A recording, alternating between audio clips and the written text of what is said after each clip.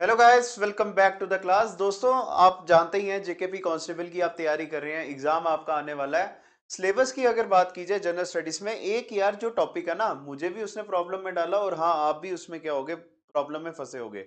और वो टॉपिक आता है important events in the Indian history. ठीक है। उन्होंने पूछा हुआ है कौन कौन से साल में क्या क्या हमारे देश में हुआ, तो वो हमने करना है। तो पर यार मैं एक चीज मैंने एनालाइज की यार, कि जो भी आप जेके एसएसबी की हिस्ट्री देख लीजिए, इन्होंने मैक्सिमम मॉडर्न हिस्ट्री के बारे में ही पूछा। ठीक है। तो आप एसआई के एग्जाम की बात करो, वहां पे मॉडर्न हिस्ट्री हाँ डाला उन्होंने, पूरा इंडिया के हिस्ट्री के बारे में था, पर ज्यादा पूछी गई या खाली जो पूछी गई थी हिस्ट्री पोर्शन में, वो मॉडर्न हिस्ट्री थी। बाकी जम्मू एंड कश्मीर का अलग सिस्टम था। तो देखिए, आप ऐसा करने जाएं तो फिर आपका सिलेबस तो कवर नहीं होगा, क्योंकि कहाँ पे आप पहले एंशियंट हिस्ट्री पढ़ोगे, फिर मेडिवल हिस्ट्री में आओगे। ठीक है, फिर आपने मॉडर्न हिस्ट्री जो आगे इतना ज्यादा तंग करती है, तो फिर आप वो करोगे। तो इस वीडियो के थ्रू मैं आपको पहले तो मॉडर्न हिस्ट्री में जितने इंपॉर्टेंट इवेंट्स हुए ना, और हाँ, ये मैं आपको कह सकता हूँ कि क्या पता इसी में से एग्जाम में पूछा जाए। इंपॉर्टेंट जितने भी इवेंट्स हुए हमारे मॉडर्न हिस्ट्री में, अंग्रेजों के आने से हमारी आज़ादी तक मिलने तक जितने भी इवेंट्स हुए हैं, जो जो इंपॉर्टेंट एग्जाम्स में आज तक पूछे गए हैं, चाहे वो जेके एसएसबी के प्रीवियस ईयर्स की बात की जाए, चाहे वो हमारे इंडियन हिस्ट्री क्या कहते हैं एसएससी की, या कोई भी और एग्जाम की बात की जाए, वहां पे जो पूछा गया आज हम वो करेंगे। ठीक है।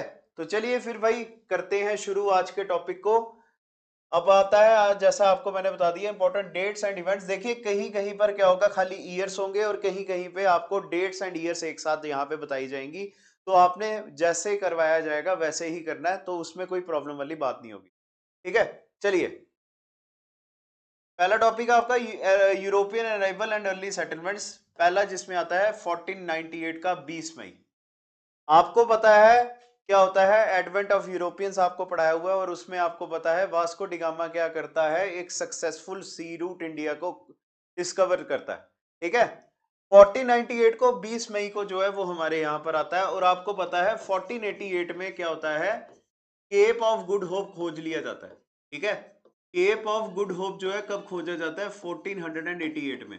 ये किसके द्वारा खोजा गया था, ये खोजा गया था बोर्थोलोमियो डियास के द्वारा।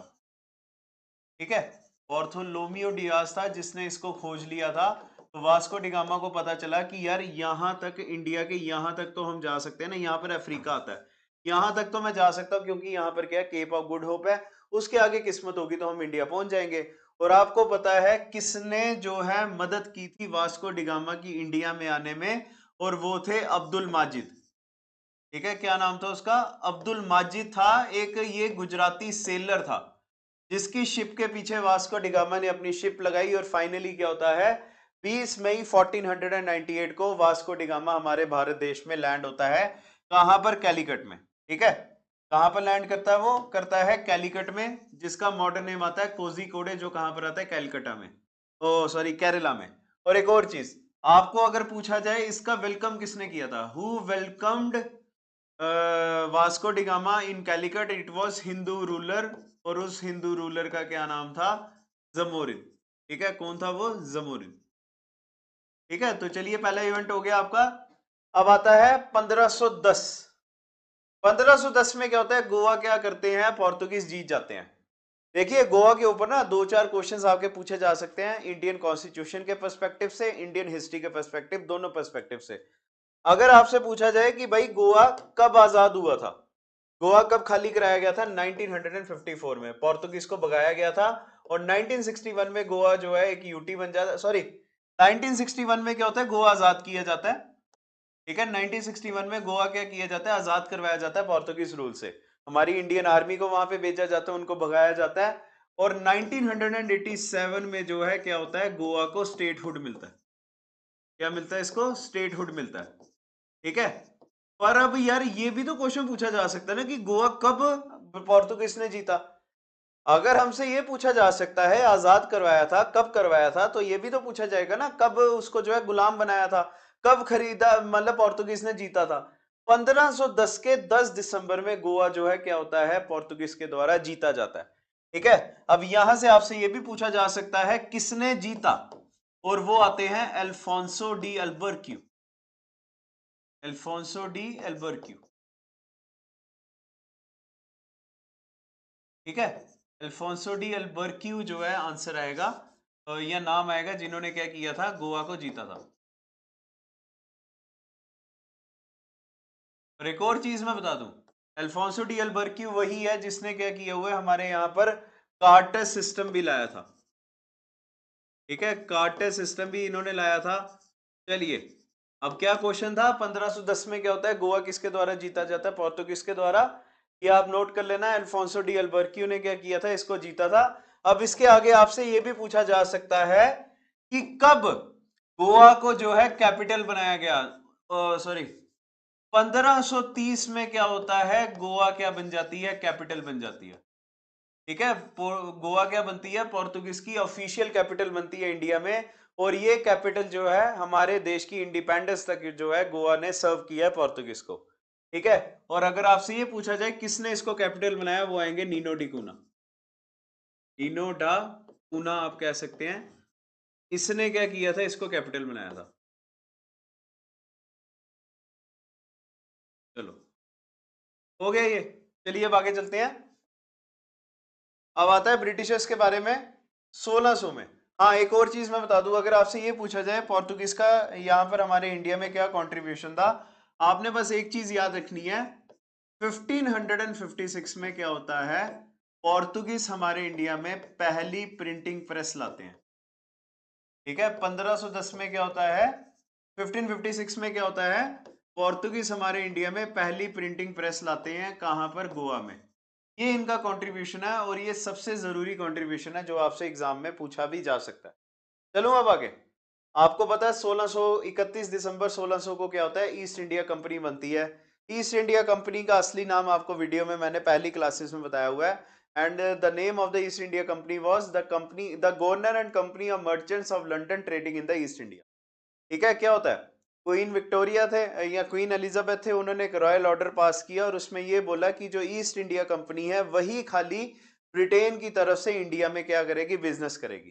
ठीक है, और अगर कोई ब्रिटेन का मर्चेंट अगर क्या करता है, इंडिया में जाता है बिजनेस करने, तो ये ईस्ट इंडिया कंपनी उनको भगा सकते हैं। ठीक है, कब बनी कंपनी ईस्ट इंडिया कंपनी, 1600 को, कब, 31 दिसंबर को। और एक और चीज, ये बड़ा कॉमन क्वेश्चन है, बड़ी बार पूछा गया एग्जाम्स में, आपसे ये पूछा जाएगा कि जब ईस्ट इंडिया कंपनी हमारे इंडिया में बनी, ठीक है, जब ईस्ट इंडिया कंपनी बनी थी तब हमारे इंडिया के राजा कौन थे, वो थे अकबर। ठीक है, कौन थे तब हमारे इंडिया के राजा या भारत के राजा कौन थे तब, अकबर। ठीक है, चलिए अब आगे। 1608 24 अगस्त को क्या होता है, पहला यूरोपियन हमारे इंडिया में आता है और वो कौन था, कैप्टन विलियम हॉकिंस। किसकी कोर्ट में आता है, तभी मैंने यहां पर अकबर का नाम भी बताया। एक्चुअली अकबर जब था ना तब ईस्ट इंडिया कंपनी बनी थी, पर पहला जो यूरोपियन हमारे इंडिया में आया था ना, वो किसकी कोर्ट में आया था, जहांगीर की। ठीक है, किसकी कोर्ट में आया था, वो जहांगीर की। चलिए अब आगे। 1662 में क्या होता है, बॉम्बे जो है क्या कर दिया जाता है, पोर्तुगीज को नहीं है, यहां से गलत हो गया था। एक्चुअली बॉम्बे आपको पता है किसको मिला था, ब्रिटिशर्स को। ठीक है, बॉम्बे किसको मिला था, ब्रिटिशर्स को मिला था, किसके द्वारा, by Portuguese, by Portuguese as dowry. तो आप जब ये नोट्स अपने पास रखोगे तो आप वहां पर भी एक छोटी सी करेक्शन कर लेना। 1662 में क्या होता है, पोर्तुगीज किंग थे, उनकी बेटी की शादी किसके साथ होती है, इंग्लैंड के प्रिंस के साथ। तो बॉम्बे जो है उस समय पोर्तुगीज का इंडिया में एक ट्रेडिंग स्टेशन था, बड़ा ज्यादा यहाँ पे बिजनेस करते थे, तो उन्होंने बॉम्बे पूरा का पूरा क्या कर दिया, दे दिया ब्रिटिशर्स को, क्या कहते हैं, दहेज में। और एक और चीज मैं बता दूं, ठीक है, बॉम्बे सिटी की फाउंडेशन, यहां पर आप ये भी लिख लेना, बॉम्बे सिटी की अगर आपसे पूछा जाए फाउंडेशन किसने रखी थी, वो भी मैं नाम लिखवा दूं आपको। बॉम्बे सिटी की फाउंडेशन किसके द्वारा की गई थी, वो था जेराल्ड ऑग्नियर। ठीक है, किसके द्वारा किया गया था, जेराल्ड ऑग्नियर। ठीक है, तो चलिए आपका पहला पेज हो गया आज की क्लास का, तो चलिए नेक्स्ट पेज के ऊपर चलते हैं। और मैं आपको बता दूं ये सब आपको मोस्ट इंपॉर्टेंट इवेंट्स करवाए जा रहे हैं, सारे इवेंट्स भाई करने की जरूरत नहीं है। ठीक है, इंपॉर्टेंट उन्होंने भी मेंशन किया इंपॉर्टेंट इवेंट्स, तो वहां से भी जो मोस्ट इंपॉर्टेंट इवेंट्स है मैं वही करवा रहा हूं। चलिए अब आगे नेक्स्ट के ऊपर चलते हैं। अब आता है हमारा ईस्ट इंडिया एक्सपेंशन। हाँ, इसके बीच में कुछ चीजें लगी हुई थी पीछे, वो मैं लिखवा देता हूं आपको, फिर उसके आगे कंटिन्यू करते हैं। 1717 का ब्रिटिशर्स का आता है ये था Magna Carta, Magna Carta for Britishers, Magna Carta for Britishers, that is फरमान, फरमान गिवन बाय फारूक शिया।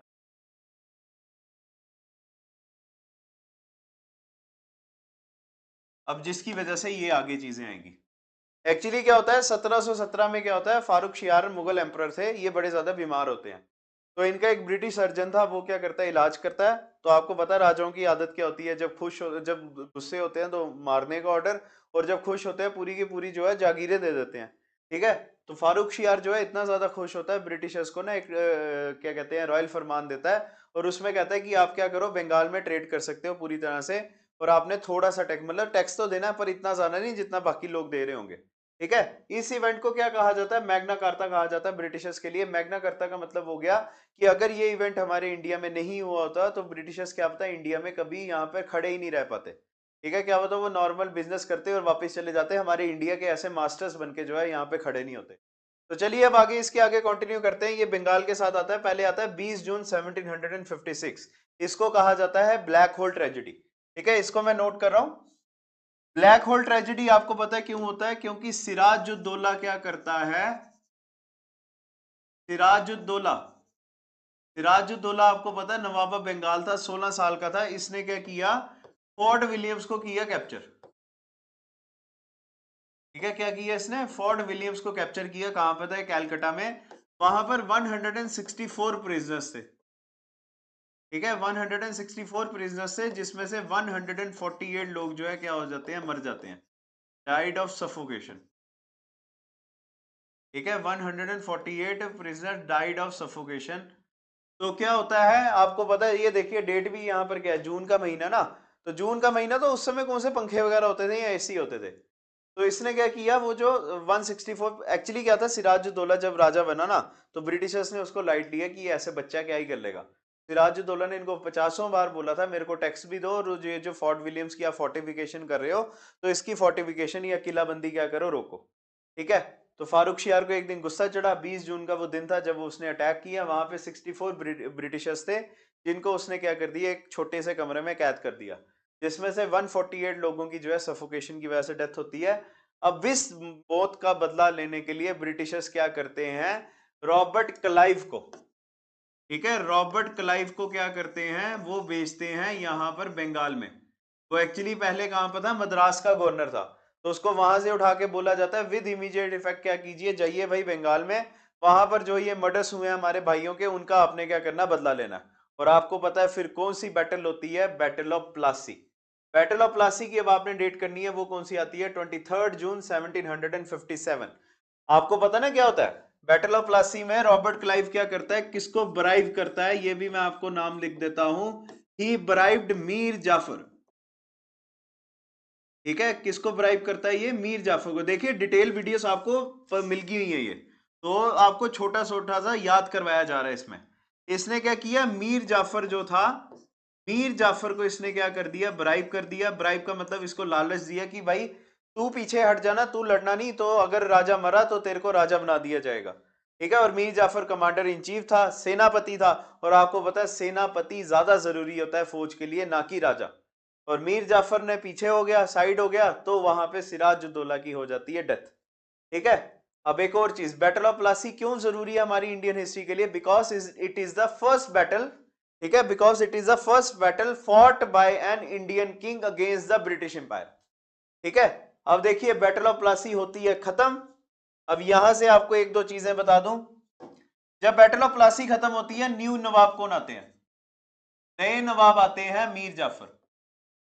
कौन आता है, मीर जाफर आता है। ठीक है, मीर जाफर जो है थोड़ी देर के लिए राजा बनता है, पर वो उसके बाद ब्रिटिशर्स को कहता है भाई चले जाइए साइड में, आपको मैं यहां पर नहीं सस्टेन कर सकता, आप बड़ा ज्यादा लूट कर रहे हो। अब ब्रिटिशर्स इसको भी हटाते हैं, और फिर कौन आता है, अब आता है मीर कासिम। जो मीर कासिम क्या था, सन इन लॉ था किसका, मीर जाफर का। ठीक है, अब मीर कासिम भी नया नया बड़ा खुश चला, बड़ा अच्छी तरह से चला ब्रिटिशर्स के साथ, पर जब उसको पता चला कि ब्रिटिशर्स बड़ा ज्यादा लूटते हैं, तो मीर कासिम ने भी बोला कि भाई पीछे हो जाओ, नहीं आपको मेरे को टैक्स देना पड़ेगा, अगर नहीं देते हो तो मैं आपको जेल में डाल दूंगा, यहाँ ये स्टेट छोड़ के चले जाओ। अब ब्रिटिशर्स क्या करते हैं, मीर कासिम को भी हटा देते हैं, ये तो आपको पता है। अब मीर कासिम क्या करता है, दो लोगों को अपने साथ जोड़ता है, एक आता है शाह आलम, ठीक है, एक आता है Shah Alam two, and Shah Alam two was the Mughal emperor. कौन था ये, he was the Mughal emperor, ठीक है। और दूसरा ये किसको अपने साथ जोड़ता है, और वो आते हैं सुजाउद्दौला, सुजाउद्दौला। और अगर आपसे पूछा जाए who was Shuja-ud-Daula, he was Nawab of Awadh, ठीक है। ये दोनों मिलके, सॉरी तीनों मिलके क्या करते हैं, बंगाल के ऊपर एक अटैक करते हैं, जिसको क्या कहा जाता है, बैटल ऑफ बक्सर कहा जाता है। बैटल ऑफ बक्सर कब होती है, अक्टूबर 22 1764 को, ठीक है, 22 अक्टूबर 1764 को होती है। पर वही बात है, ब्रिटिशर्स हार जाते हैं, ब्रिटिशर्स नहीं, ये जो तीनों का ग्रुप था ये तीनों हार जाते हैं। अब क्या होता है, फिर की जाती है treaty of Allahabad sign. Treaty of Allahabad sign होती है। ट्रीटी ऑफ इलाहाबाद में क्या कंसेप्ट लाया जाता है, dual government, dual system of administration, ये ड्यूल गवर्नमेंट ही मैं लिख देता हूं, ठीक है, ड्यूल गवर्नमेंट लाया जाता है। और ड्यूल गवर्नमेंट में क्या होता है, रॉबर्ट क्लाइव साइन करवाता है दोनों से अलग अलग। पहले तो आता है ये जो शाह आलम था ना, शाह आलम से ट्रीटी ऑफ इलाहाबाद में, एक्चुअली ये मैं बता दूं, treaty of Allahabad is the result of battle of Buxar, आपने याद रखना ये, ठीक है। अब क्या होता है, शाह आलम से जो है क्या होता है, ये लिखवाता है, रॉबर्ट क्लाइव लिखवाता है कि तुझे क्या करना है, लिख के देना है कि ब्रिटिशर्स जो है वो मास्टर हैं बंगाल के, और हमने आपकी क्या करनी है, मदद करनी है। मतलब कि उसने, शाह आलम ने लिख के दिया कि अब से क्या होगा, ब्रिटिशर्स के ऊपर कभी कोई अटैक होगा, मुगल एम्पायर क्या करेगा, उनकी मदद करेगा, ठीक है। अब दूसरा आता है हमारा सुजाउद्दौला। सुजाउद्दौला थे नवाब ऑफ अवध, छोटी पावर्स, तो उनकी जो है हैसियत के हिसाब से क्या किया गया, उनसे साइन करवाया गया। ड्यूल गवर्नमेंट के अंदर ना दो डिपार्टमेंट थे, एक आता है दीवानी, ठीक है, दूसरा आता है निजामत। दीवानी जो होता है ये होता है टैक्स कलेक्शन, और जो निजामत होता है ये होता है जुडिशियल एडमिनिस्ट्रेशन, ठीक है। अब इसरो ने बोला, अंग्रेजों ने बोला कि भाई एक काम कर, जो दीवानी है ना, टैक्स कलेक्शन की जो पावर है, तू अपनी स्टेट में किसको दे, ब्रिटिशर्स को, ठीक है, किसको दे, तू ब्रिटिशर्स को दे। और जो जुडिशियल एडमिनिस्ट्रेशन होगी वो किसके पास रहेगी, किंग के पास। इसका फायदा क्या होना था, देखिए पहले अगर राजा किसी से अगर 2 रुपए टैक्स लेता था ना, ब्रिटिशर्स गए, उन्होंने बोला 200 रुपया टैक्स दो, उसने बोला किसने, कोई जो मर्चेंट होगा वो पूछेगा ना किसने बोला, वो तो बोलेंगे राजा ने बोला। अब किसकी इमेज लोगों के सामने खराब होनी थी, वो होनी थी राजा की, ठीक है, आगे इसकी समझ। चलिए ये आपको समझ आ गया, चलिए फिर आगे चलते हैं, ये मैं रब कर देता हूं, battle of Plassey, battle of Buxar, treaty of Allahabad, तीनों चीजें साइन होगी। और एक और चीज मैं बता दूं, क्या फर्क है बैटल ऑफ प्लासी और बैटल ऑफ बक्सर में। बैटल ऑफ प्लासी में क्या होता है, ब्रिटिशर्स को बंगाल में ट्रेड करने की परमिशन मिलती है टैक्स फ्री, ठीक है। पर बैटल ऑफ बक्सर में क्या होता है, ब्रिटिशर्स क्या हो जाते हैं, रियल मास्टर्स ऑफ बंगाल बन जाते हैं, असली मालिक बन जाते हैं बंगाल के। और एक और चीज, after the battle of Buxar, ठीक है, after the battle of Buxar, east India company को टाइटल मिला था कौन सा, रूलर्स विदाउट रिस्पॉन्सिबिलिटी का। किसका टाइटल मिला था, रूलर्स विदाउट रिस्पॉन्सिबिलिटी का, ठीक है। चलिए अब आता है 1773 का साल, जब हमारे देश में रेगुलेटिंग एक्ट लाया गया। रेगुलेटिंग एक्ट के बारे में अगर आपसे एग्जाम में पूछा जाएगा, वो होगा first attempt by British government, it was the first attempt by the British government to and regulate control and regulate affairs of east India company in India. अगर आपसे पूछा जाए हमारे इंडिया में ब्रिटिश गवर्नमेंट को पहला कौन सा स्टेप लेना पड़ा था ईस्ट इंडिया कंपनी को कंट्रोल करने के लिए, एक्चुअली देखिए बेलगाम घोड़े की तरह वो जो है अपना काम करते जा रहे थे, बिजनेस बढ़ा रहे थे अपना, एरियाज जीत रहे थे, तो ब्रिटिश गवर्नमेंट को ये डर था कि ये ब्रिटिश जो ईस्ट इंडिया कंपनी वाले हैं, ये अपने आप को इंडिया का मालिक ना समझना शुरू कर दें, जबकि मालिक कौन होना चाहिए? ब्रिटेन का एम्पायर, ब्रिटेन की गवर्नमेंट जो उसकी मालिक होनी चाहिए। तभी उन्होंने रेगुलेटिंग एक्ट लाया था। रेगुलेट का मतलब ही क्या होता है? कंट्रोल करना ना, ठीक है। तो एक और चीज, under the regulating act Warren Hastings जो है क्या बने थे? पहले गवर्नर जनरल बने थे बंगाल के, ठीक है। आगे समझ इसकी, चलिए अब आगे। अब आता है 1798 subsidiary alliance bye Lord Wellesley. देखिए रिवॉल्ट ऑफ 1857 आपने पढ़ा हुआ है। रिवॉल्ट ऑफ 1857 का one of the main political cause क्या आता है? Subsidiary alliance. सब्सिडेरी अलायंस में आपको पता है क्या होता था? राजा को बोला जाता था यहाँ तो क्या हो जाओ, सरेंडर कर लो, सरेंडर नहीं सॉरी, रिटायर हो जाओ आप, ठीक है। तो राजा कहता था भाई रिटायर होके मैं क्या करूंगा? तो ब्रिटिशर्स कहते थे हम आपको पेंशन देंगे। भले जैसे सपोज करो बिजनेस किसने करना? ब्रिटिशर्स ने करना। अगर 1 करोड़ रुपया इकट्ठा हुआ है तो राजा को कुछ ना करने का 10-20 लाख रुपया जो है वो पेंशन दे देते हैं। तो राजा कहता था चलो ठीक है मैं रिटायर नहीं होता, दूसरा ऑप्शन बताओ। दूसरे ऑप्शन में क्या होता था? सब्सिडेरी अलायंस में ये कहते थे तो आप एक काम करो, अपनी आर्मी डिसबैंड कर लो, हमारी आर्मी क्या करो अपने वहां पे बिठाओ, अपनी स्टेट में ईस्ट इंडिया कंपनी की आर्मी बिठाओ, हमारी आर्मी मॉडर्न है, वेपन्स चलाना अच्छी तरह से जानती है, तो ये आपको क्या करेंगे? मदद करेंगे, ठीक है। और इसी की वजह से हमारे इंडियन राजा के जितने भी राज्य थे वो इनके हाथों से निकल गए थे, और फिर राजाओं ने क्या किया था? रिवॉल्ट ऑफ 1857 में लड़ाई लड़ी थी। और ये सब्सिडेरी अलायंस कब आया था? 1798 में। किसके द्वारा? लॉर्ड वेल्सली के द्वारा। अब आता है 1848, जब क्या होता है? डॉक्ट्राइन ऑफ लैप्स, ठीक है। डॉक्ट्राइन ऑफ लैप्स किसके द्वारा इंट्रोड्यूस किया जाता है? ये इंट्रोड्यूस किया जाता है लॉर्ड डलहौजी के द्वारा, ठीक है। किसके द्वारा लाया जाता है? ये लॉर्ड डलहौजी के द्वारा। लॉर्ड डलहौजी जो है वही है जिनकी वजह से फिर से रिवॉल्ट ऑफ 1857 की चिंगारी भड़की थी। एक्चुअली अब बात करते हैं ये डॉक्ट्राइन ऑफ लैप्स क्या, ये वही लॉ है जिसकी वजह से क्या होता है? रानी लक्ष्मीबाई लड़ते हैं रिवॉल्ट ऑफ 1857 में। एक्चुअली क्या था डॉक्ट्राइन ऑफ लैप्स में? देखिए राजा कोई है, उसका अगर अपना लीगल बेटा नहीं है, उसका कोई अपना वारिस नहीं है, ठीक है, तो क्या होगा?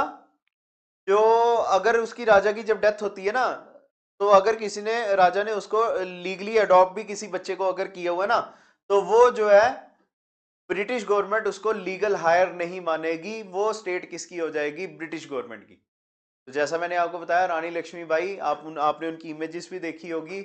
एक छोटे से बच्चे को उन्होंने हाथ में लिया हुआ, ब्रिटिशर्स के साथ लड़ रहे थे वो, ठीक है। एक्चुअली यही था।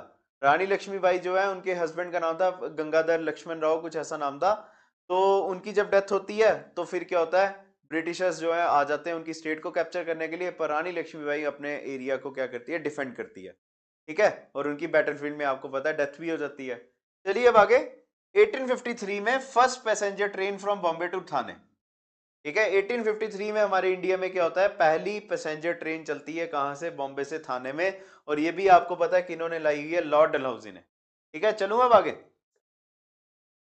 चलिए रब कर लेते हैं और नेक्स्ट स्लाइड के ऊपर चलते हैं। उम्मीद है आपको ये दूसरी वाली भी समझ आई होगी।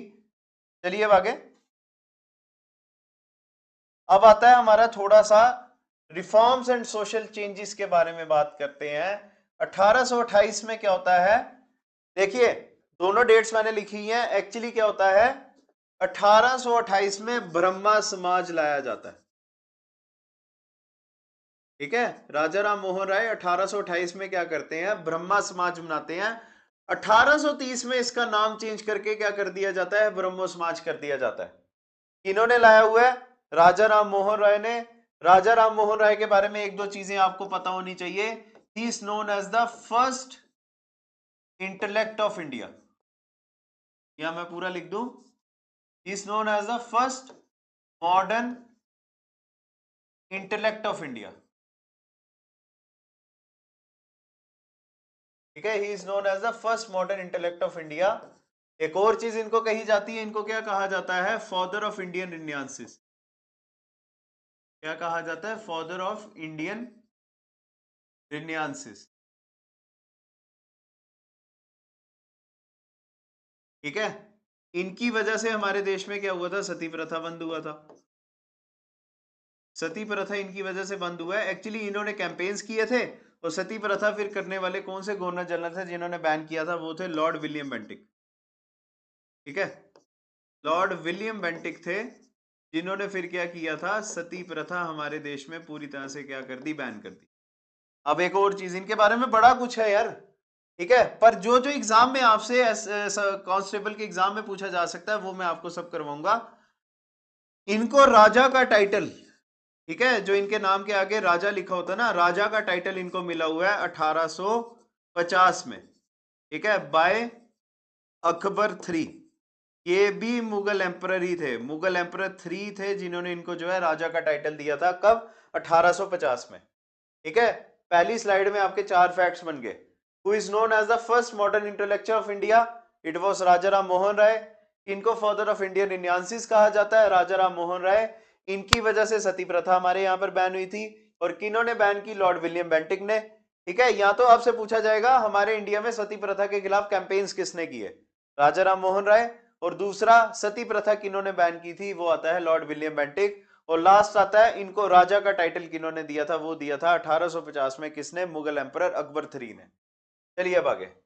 अब देखिए, जैसा मैंने यहाँ पे बोला था सती प्रथा एबॉलिश हुई थी ना, कब हुई थी, 1829 में। सती प्रथा was abolish by lord William Bentinck, ठीक है। चलूं अब आगे। 1856 में विडो रिमैरिज एक्ट पास किया जाता है, और मैं यहां पर लिख भी देता हूं किन की वजह से होता है, वो आते हैं विद्यासागर की वजह से, ठीक है। विद्यासागर ने विडो रिमैरिज एक्ट के लिए क्या किया हुआ है, बड़ा ज्यादा स्ट्रगल किया हुआ है। जैसे राजा राम मोहन राय आते हैं सती प्रथा के लिए, इनको इनके लिए जाना जाता है। चलिए अब आगे। अब आता है आपका फर्स्ट वॉर ऑफ इंडिपेंडेंस। पहले तो मैं वही आपको बता दूं, ठीक है, वही आपको मैं पहले बता दूं। फर्स्ट वॉर ऑफ इंडिपेंडेंस कहते हैं रिवॉल्ट ऑफ 1857 को। It is known as the first war of Indian independence. और ये किन्होंने कहा था, ये कहा था बीडी सावरकर ने, ठीक है, किन्होंने कहा था, बीडी सावरकर ने कहा था। चलिए, आपको पता है नॉर्थ इंडिया में एक रिवॉल्ट हुआ था, रिवॉल्ट ऑफ 1857 कहते हैं, जिसके हमने political, economical, socio religious, immediate सारे कॉजेस किए हुए हैं। इमीडिएट कॉज भी मैं यहां पर लिख देता हूं। इमीडिएट कॉज क्या था, अगर आपको पता होगा, इमीडिएट कॉज था इसका इंट्रोडक्शन ऑफ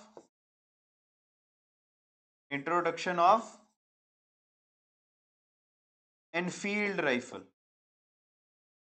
लड़कों को तो भाई ये नाम याद रहेगा हमेशा।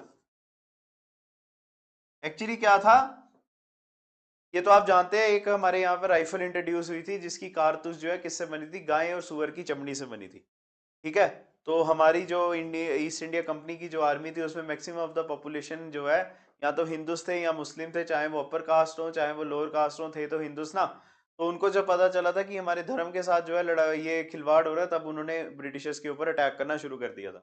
चलिए अब इसके साथ इंपॉर्टेंट डेट्स जो आती हैं उसके बारे में बात करते हैं। पहले आता है 10 मई 1857, जब रिवॉल्ट ऑफ 1857 क्या होता है, शुरू होता है। आपसे जब ये पूछा जाएगा ना, when did the revolt of 1857 started, 12 मई नहीं लिख के आना, उसका 10 मई आंसर होगा, ठीक है। कहां से शुरू हुआ था, मेरठ से। और क्या कहते हैं, रिवॉल्ट ऑफ 1857 दिल्ली कब पहुंचता है, ठीक है, रिवॉल्ट ऑफ 1857 दिल्ली कब पहुंचता है, वो पहुंचता है 12 मई को, ठीक है, 12 मई को आता है ये। अब इसके आगे फिर आता है 20 सितंबर 1857, दिल्ली पूरी तरह से जो है फिर से कंट्रोल में लाया जाता है ब्रिटिशर्स के द्वारा, ठीक है। ब्रिटिशर्स फिर से पूरा का पूरा दिल्ली कब जीते हैं, वो जीते हैं 20 सितंबर 1857। इसके बीच में मेरे को एक और चीज याद आई है, वो मैं आपको बता दूं। हीरो ऑफ रिवॉल्ट, या क्या कहते हैं, who was the hero of revolt of 1857, ये भी एक अच्छा क्वेश्चन है आपके लिए, और वो थे बहादुर शाह जफर, ठीक है। कौन थे वो, बहादुर शाह जफर। चलिए भाई, ये भी हो गया आपका। चलिए नेक्स्ट पॉइंट के ऊपर चलते हैं। अब आपको पता है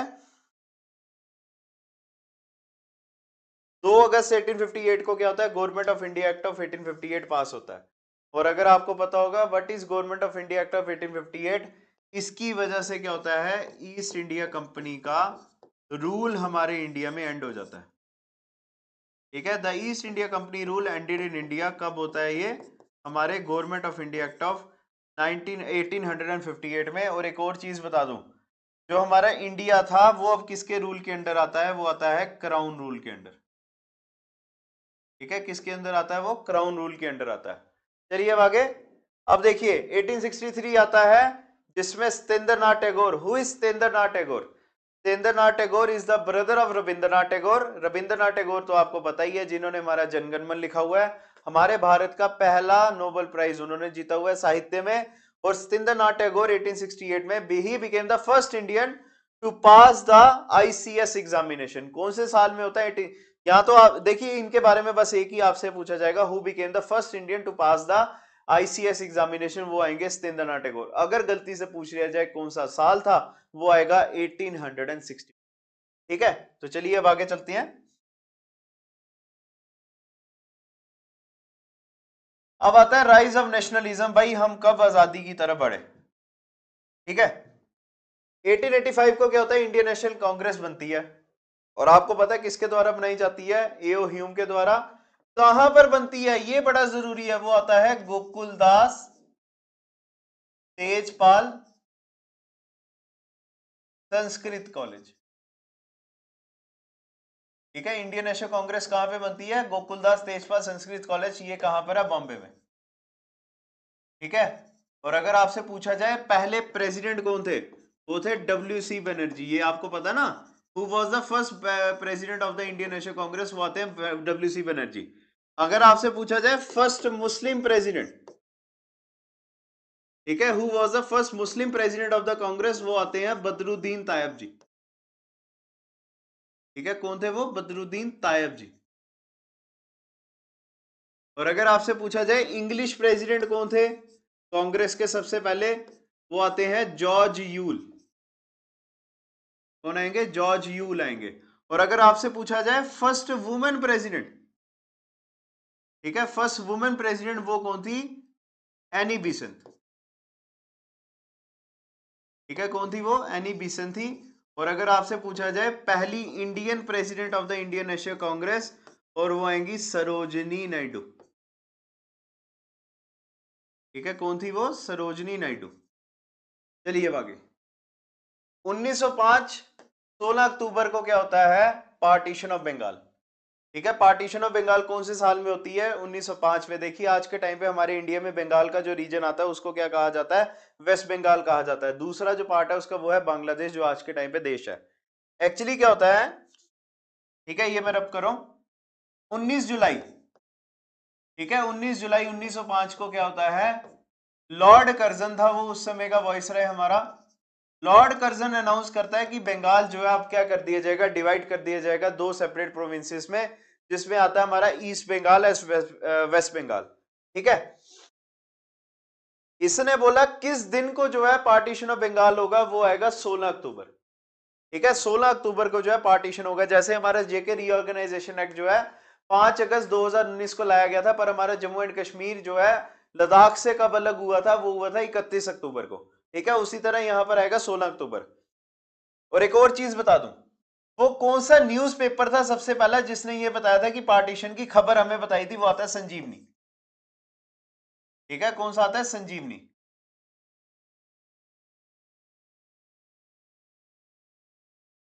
ठीक है, एक और चीज, 7 अगस्त 1905 को क्या होता है? एंटी पार्टीशन एक्टिविटी स्टार्ट होती है। ठीक है, क्या होता है 7 अगस्त को? एंटी पार्टीशन एक्टिविटीज स्टार्ट होती है। और ये कब होती है? फ्रॉम, या कहां से होती है? Town hall Calcutta.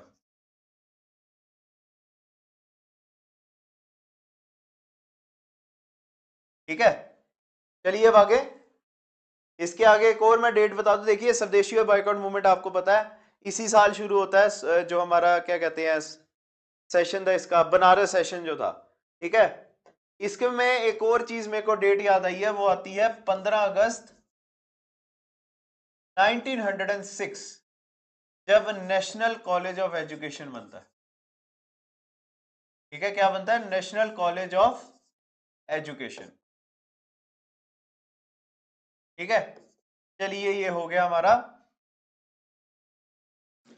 अब आता है 1907। 1907 में क्या होता है, Surat split of the Indian National Congress.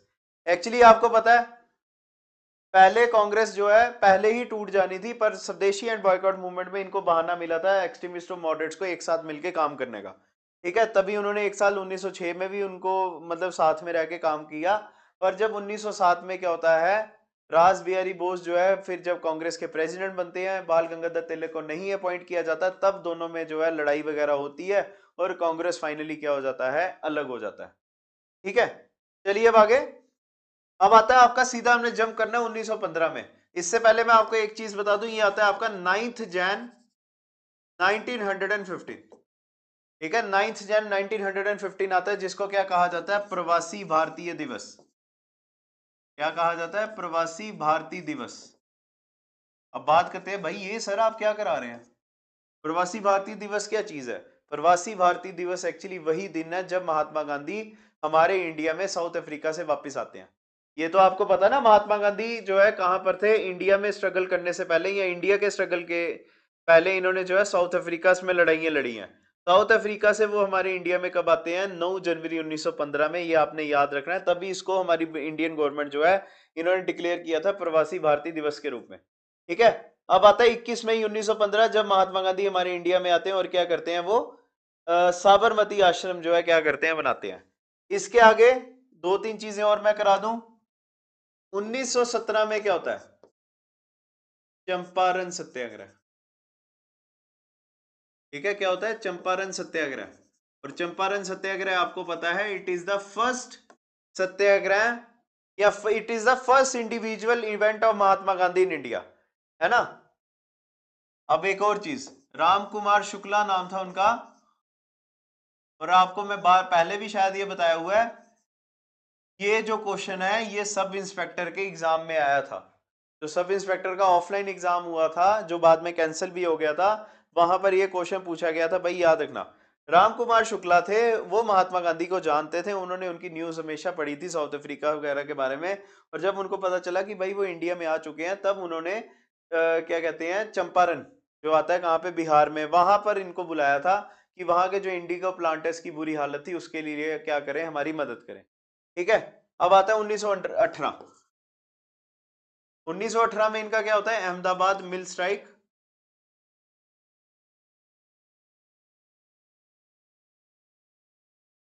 Ahmedabad mill strike, और दूसरा होता है इनका खेड़ा सत्याग्रह एक ही साल में। और खेड़ा सत्याग्रह के बारे में याद रखना, it is the first hunger strike of India, oh sorry, it is the hunger first hunger strike done by Mahatma Gandhi in India, ये आपने याद रखना है। ठीक है, चलिए अब चलते हैं भाई हमारी आजादी की राह पे।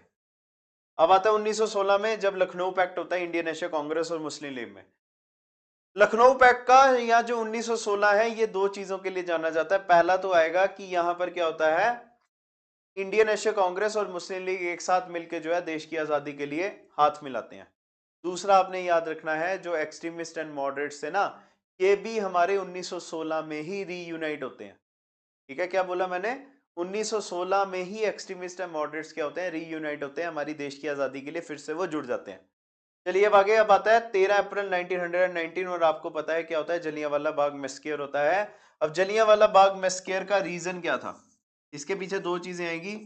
पहला रीजन था रोलेट एक्ट। ठीक है, पहला रीजन क्या था, रोलेट एक्ट। रोलेट एक्ट क्या करता था, ब्रिटिशर्स को अनलिमिटेड पावर्स देता था, क्या करने के लिए, कि आपको किसी के ऊपर भी शक है आप उसको जेल में डाल सकते हैं। ठीक है, विदाउट एनी ट्रायल्स आप 2 साल के लिए उनको रख सकते हैं, कोई वकील वगैरह नहीं मिलेगा। और आपको पता है महात्मा गांधी ने इसके खिलाफ जो है 6 अप्रैल को जो है हड़ताल डिक्लेयर की थी। ठीक है, क्या हुआ था, 6 अप्रैल को इन्होंने हड़ताल डिक्लेयर की थी। महात्मा गांधी अभी दिल्ली एंटर ही हो रहे थे, इनको जेल में डाल दिया गया था, और जब वो जेल में डाले गए बड़े ज्यादा दंगे वगैरह हुए थे, जिसकी वजह से गवर्नमेंट ने मार्शल लॉ डिक्लेयर कर दिया।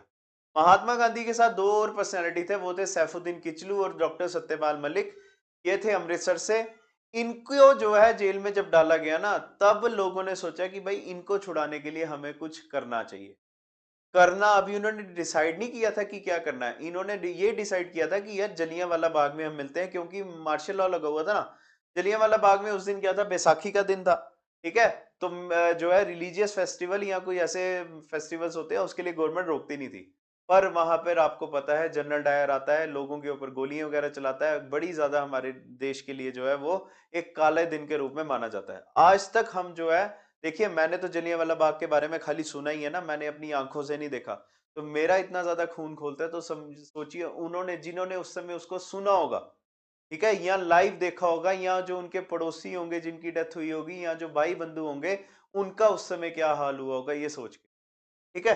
तो चलिए अब आता है 1 अगस्त 1920, जब नॉन कॉपरेशन मूवमेंट जो है लॉन्च किया जाता है महात्मा गांधी के द्वारा। नॉन कॉपरेशन मूवमेंट क्यों लॉन्च किया जाता है, खिलाफत मूवमेंट के स्प्रोट में। और 1 अगस्त को एक चीज और याद रखना, ये आप लिख लीजिए चाहे, 1 अगस्त 1920 में क्या होता है, बाल गंगाधर तिलक की भी डेथ होती है, ठीक है। चलिए अब आगे। अब आता है 5 फरवरी 1922, चोरी चोरा इंसिडेंट। चोरी चोरा इंसिडेंट में क्या होता है, आपको पता है महात्मा गांधी जो है चोरी चोरा इंसिडेंट्स की वजह से ही क्या करते हैं, नॉन कॉपरेशन मूवमेंट वापस लेते हैं। एक्चुअली क्या था, वहां पर नॉन कॉपरेशन मूवमेंट के बैनर के अंडर यूपी के चोरी चोरा इलाके में एक पीसफुल प्रोटेस्ट या रैली चल रही थी। वहां के थानेदार ने क्या किया, लोगों के ऊपर लाठीचार्ज कर दिया था। लोग गुस्से में थे तो उन्होंने क्या किया, थाने समेत जेलर समेत जो है पूरे के पूरे थाने को जला दिया, जिसमें 22 पुलिस कर्मियों की डेथ हुई थी।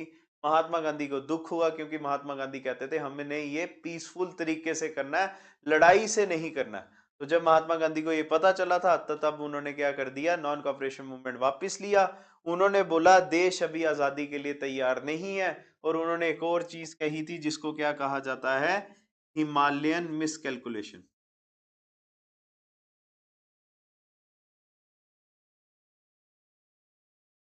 ठीक है। चलिए भाई आगे चलते हैं। अब आता है हमारा भाई आजादी। अब हम पहुंचेंगे आजादी की तरफ। तो चलिए उसके बारे में बात करते हैं। पहले आता है 26 जनवरी 1930, पहले तो 1929 आएगा। 1929 में क्या होता है, लाहौर रेजोल्यूशन आता है। लाहौर रेजोल्यूशन को और क्या कहा जाता है, पूर्ण स्वराज रेजोल्यूशन कहा जाता है, ठीक है, पूर्ण स्वराज रेजोल्यूशन। और आपको पता क्या होता है, जो हमारे पंडित जवाहरलाल नेहरू थे, जब ये पहली बार कांग्रेस के प्रेसिडेंट बने थे तो इन्होंने क्या किया था, 26 जनवरी का दिन था और उन्होंने बोला अब से हम क्या करेंगे, पूर्ण स्वराज की डिमांड करेंगे। हम ना उससे ज्यादा ना उससे ज्यादा उससे कम की क्या करेंगे, बात करेंगे। तो क्या होता है, इन्होंने बोला कि इस दिन को हम भूल ना जाए, तो हम क्या करेंगे, हर साल क्या करेंगे, 26 जनवरी को हम इंडिपेंडेंस डे के रूप में मनाएंगे। और 26 जनवरी 1930 को हमारा पहला इंडिपेंडेंस डे मनाया जाता है। ये वही रीजन है जिसकी वजह से हमने 26 जनवरी के दिन ही चुना कि हम क्या करेंगे, अपना कॉन्स्टिट्यूशन पूरे देश में लागू करेंगे, और उसको डे ऑफ रिपब्लिक कहा जाता है, ठीक है। अब आता है 12 मार्च 1930 को महात्मा गांधी डांडी यात्रा शुरू करते हैं। 6 अप्रैल को वो डांडी विलेज में पहुंचते हैं, इसी को डांडी मार्च कहा जाता है। और आपको पता है ये क्या करते हैं, वहां पे जाके सॉल्ट लॉ को तोड़ देते हैं, ठीक है। चलिए अब आगे। अब आता है 1935, जब होता है government of India act of 1935 पास होता है। और 24 जनवरी 1940 जब पाकिस्तान रेजोल्यूशन की सबसे पहली बार बात की जाती है, पाकिस्तान की डिमांड की जाती है, ठीक है।